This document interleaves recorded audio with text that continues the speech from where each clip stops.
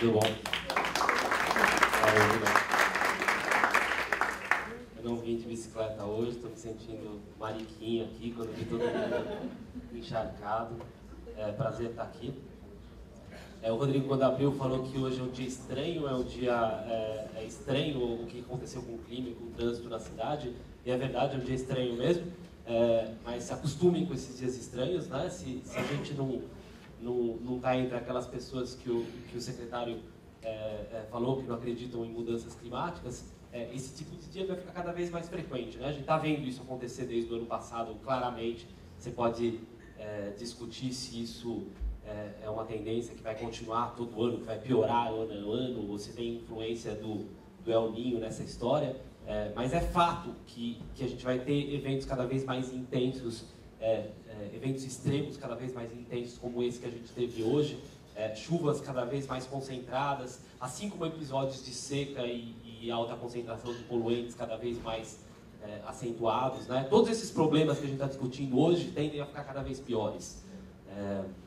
Eu queria discutir um pouco hoje como é que que solução a gente tem para isso? Como é que a gente muda o jeito de pensar, né? A gente está aqui numa discussão em que um monte de ideia legal tá aparecendo, mas ao mesmo tempo, eu não sei se vocês compartilham comigo isso, tem uma sensação de desesperança, né? A gente olha, as coisas parecem tão pontuais e desarticuladas e tão distantes da cidade onde a gente vive hoje, né?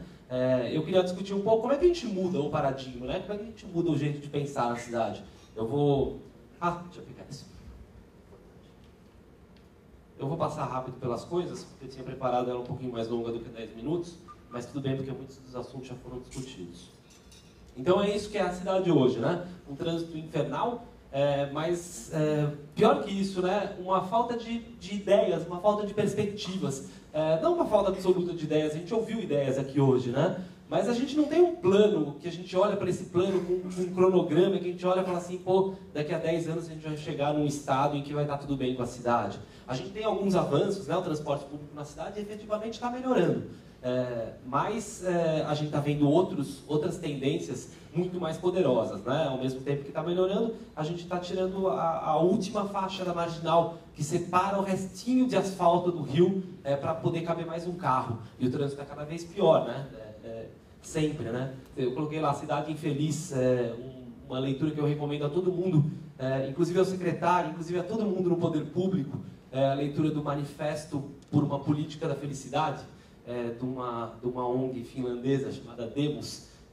Eles discutem esse tipo de dado, né? O quanto a nossa política hoje em dia está desconectada da felicidade das pessoas, né?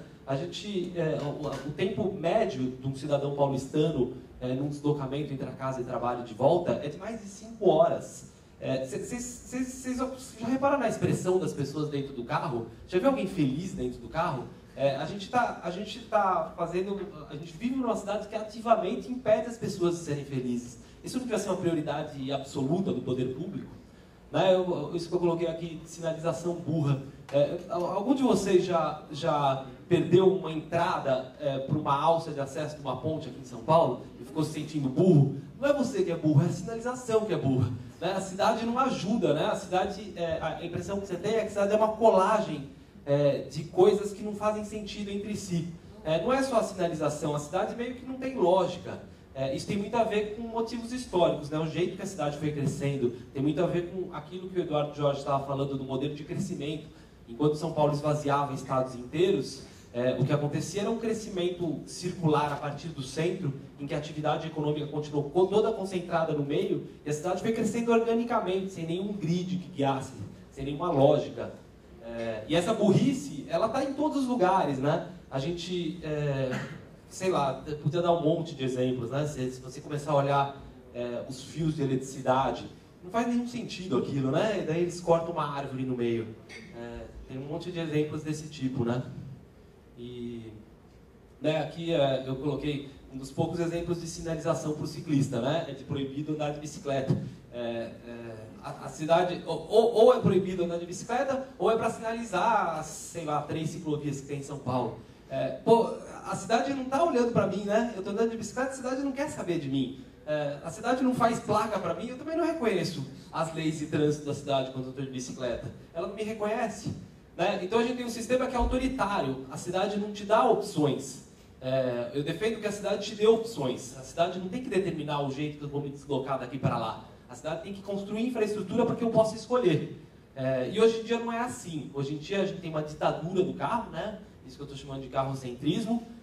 Se você não tem dinheiro para comprar um carro, você pode então andar de ônibus, e é ruim, mas quem mandou não ter dinheiro para comprar um carro? E está melhorando e tal, mas é uma cidade que não te deixa escolher. Cidades que eu adoro no mundo, né? Sei lá, São Francisco. São Francisco tem uma imensa diversidade de modais, né? E chega à margem da esquisitice, né? Por que precisa manter aquele bondinho? Mas mantém e insiste nisso, insiste em permitir que as pessoas façam escolhas no trânsito, né? Mas a questão mais importante bom, isso aqui é só uma cena típica, assim como a Renata saindo domingo fotografando coisas que me irritam profundamente, né? O sistema cicloviário de São Paulo, ele está cheio de buracos, né? Então as poucas ciclovias que São Paulo tem, elas são interrompidas aqui e ali, né? Isso aqui é, sei lá, caiu um meteoro aqui, uma cratera que caiu no meio de uma ciclovia. E só pensando uma coisa na história do carrocentrismo, né? Teve uma obra gigante aqui, uma obra feita a toque de caixa, um monte de gente lá, ia trabalhar todo dia, eu sei que eu moro lá pertinho, é uma obra gigante. A partir do momento que o ciclo, que o movimento dos carros estava normalizado, o número de funcionários lá caiu 100 vezes. E daí deixou de ser uma prioridade essa obra, porque os carros já estão andando. E isso aqui está lá, há quanto tempo está assim, Renata? Sei lá, 5 meses? E fica assim, né? Todo dia que alguém passa aqui, o meu pai, que eu convenci a andar de bicicleta, 65 anos, coitado. Todo dia que ele vai para o clube, ele faz isso aqui. Quantas vezes ele vai conseguir fazer isso, né? E a cidade é cruel com quem tenta fugir desse jeito de pensar, né? E por que é assim? É assim porque São Paulo é governada por um monte de gente mal intencionada, incompetente, ou pouco inteligente, ou corrupta. Tem isso também, mas não é isso. São Paulo tem um problema sistêmico. São Paulo é um sistema que não funciona. E parte do problema sistêmico tem a ver com incentivos, né? O que quem está no poder público é incentivado a fazer? E daí tem um monte de discussões que eu acho muito chaves. Sei lá, doações de campanha. Isso é um incentivo poderosíssimo para quem está na carreira política. Quem é que doa numa campanha para vereador ou para prefeito em São Paulo? Basicamente setor de construção, basicamente gente interessada em grandes obras, gente que não tem muito interesse em inteligência, prefere derramar concreto, porque é mais simples.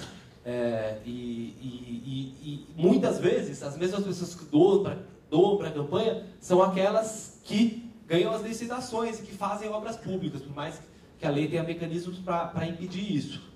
Tem uma imensa falta de transparência aqui. Hoje em dia você fica sabendo quem doou para a campanha logo depois da eleição. Ótimo, né? Não é legal isso? Você, assim que passa a eleição e que essa informação não pode mais influenciar seu voto, você fica sabendo quem doou.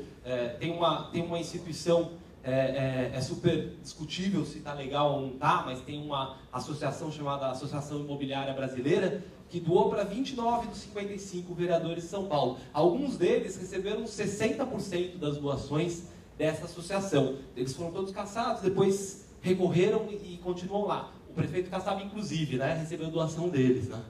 E a gente tem um modelo de licitação que praticamente impede inovação. Não dá para governar a cidade criativamente. A gente ouviu aqui um pouco da descrição de como as coisas acontecem. As ideias, os projetos são feitos dentro de um gabinete, longe das pessoas, longe dos problemas. E, nossa, não acredito, falta um minuto só. Vocês viram? Foi muito assim? Mas tudo bem, é bom que eu acabo logo. As ideias são feitas dentro de um gabinete, sem discussão. Depois elas são apresentadas à população, que não se identifica com elas, rejeita tudo. Tudo volta para o ponto inicial.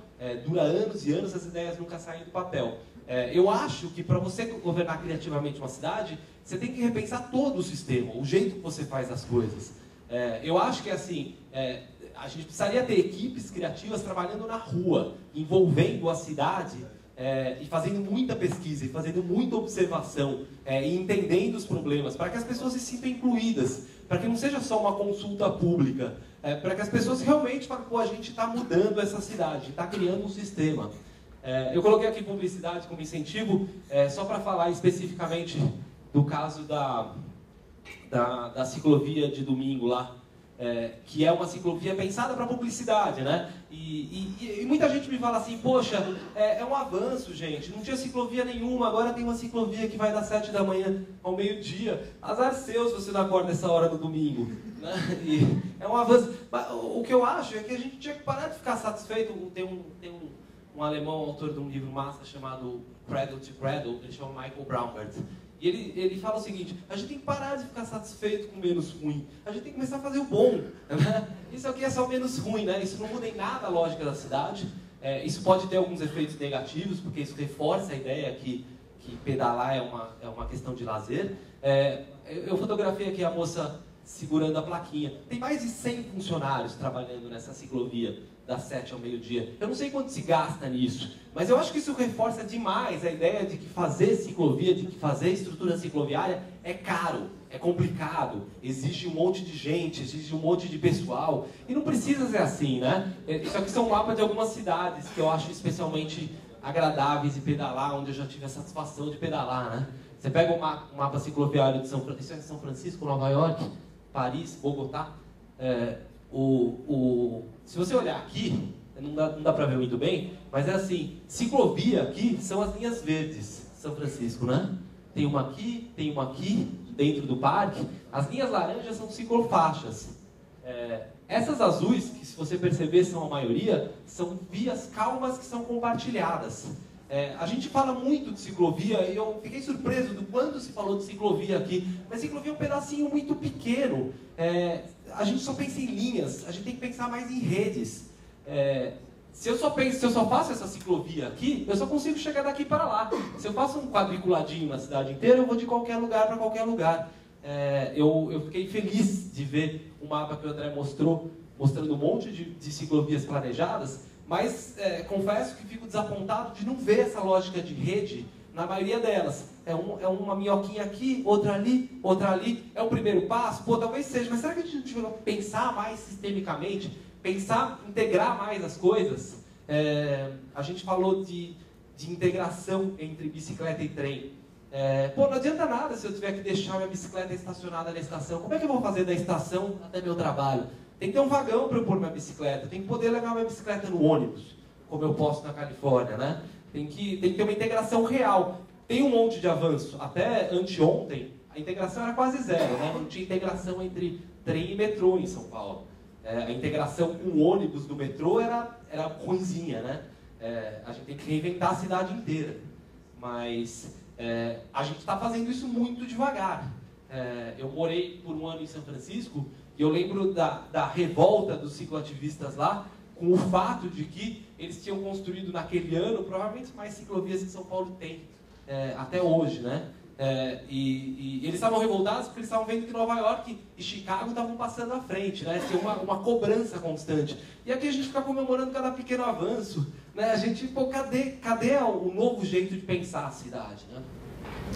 Davis, só falar uma coisa.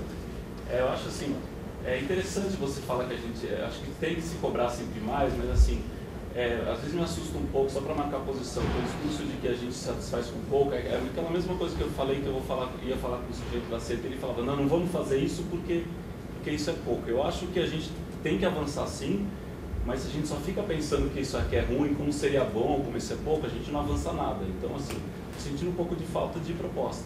Eu concordo com você, e daí não é uma crítica a vocês que estão propondo e que estão tentando fazer coisas. É uma crítica ao pensamento dominante dentro da administração, que continua.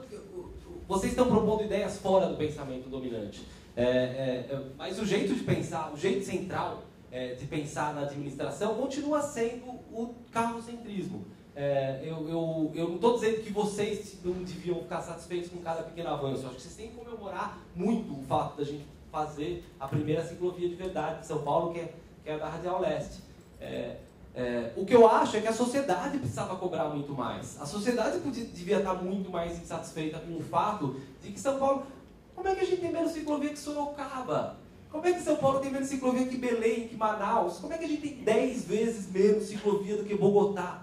10 vezes menos do que Bogotá. E a resposta para isso é a seguinte: São Paulo tem menos ciclovia do que todo mundo porque os interesses econômicos de São Paulo são muito mais poderosos. É muito mais difícil você fugir da lógica econômica numa cidade em que as construtoras são tão poderosas e que tem tanto dinheiro sendo investido em manter as coisas do jeito que são.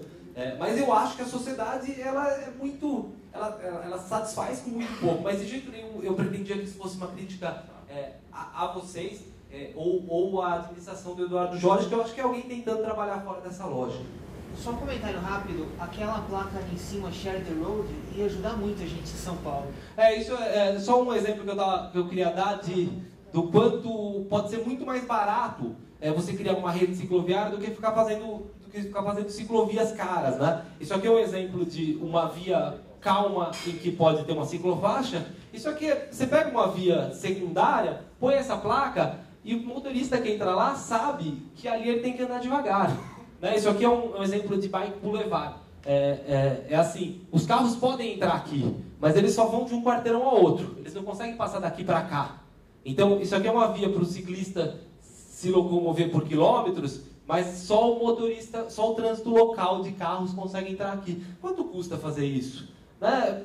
Por que não dá para pensar um sistema que misture tudo isso, né? Ciclovia como linha mestra e as outras coisas a gente fazer uma rede inteira. Isso é um pecado mortal. Você tenta falar que não pode, que precisa percolar no bairro, porque fuder o bairro do outro é a melhor solução para poder desligar a avenida. Exato. A fluidez do carro porque a CET ela existe para a fluidez do carro, né? Deixa eu falar um último assunto só, eu sei que já estourei o tempo. Mas assim, eu acho que a gente precisa de um jeito novo de trabalhar. Um jeito que parta da observação. Eu peguei essas duas imagens de um projeto que foi feito para São Paulo, por um escritório de arquitetura chamado Gell Architecture, que é o do Jan Gell, que é o cara que transformou Copenhague nos anos 60. Eles financiados pelo ITDP, que é o Instituto para Transporte e Desenvolvimento, que é hoje presidido pelo Peñalosa de Bogotá, eles fizeram um projeto para o centro de São Paulo. O projeto parte de observação. Isso aqui é uma análise da qualidade dos espaços no Vale do Anhangabaú. Verde é bom. Isso aqui é uma análise do uso que se dá ao espaço. Você coloca gente criativa, com autonomia e capacidade de resolver problemas, na rua. Esses caras passaram semanas na rua, olhando os problemas e convivendo com eles. E aí eu vou fazer uma pergunta sincera para você, André. Quanto tempo você consegue passar fora do seu gabinete? Não é um fato aqui que a cultura do poder público no Brasil é de ficar dentro do gabinete, não por preguiça, mas porque você tem tanta tarefa burocrática para fazer que você não consegue sair de lá. As decisões, os projetos são todos de gabinete. Tô certo quanto a isso? Em parte. Tem muita vistoria, tem muita... Eu particularmente, como eu ando muito a pé, eu estou sempre na rua, mas realmente... Não, você é uma exceção. Assim, eu condenaria todo executivo, todo político, todo juiz. O último projeto para vocês olharem. Esse é o projeto do... Entrou ônibus, não pode pegar carona nem andar de carro. Só deixar um último recado. O projeto das Bike Lines, de um escritório de arquitetura, jovens arquitetos de São Paulo, Zoom, eles fizeram um projeto que é basicamente o seguinte: eles criaram parques lineares, tirando só as vagas de estacionamento dos carros, assim, um parque na pista central, cercado de árvores, sempre que ele alarga um pouquinho algum equipamento de lazer, ligando todas as pontos de referência da cidade, o Estádio do Pacaembu, o Parque do Ibirapuera, as estações de metrô, e fazendo uma rede cicloviária. O horizonte desses caras é a Copa de 2014. Eles dizem o seguinte: com 10 milhões de reais a gente consegue construir isso tudo antes de 2014. Acho que vale a pena pelo menos conversar com esses caras. Zona azul virando zona vermelha. Desculpa, estourei. É isso.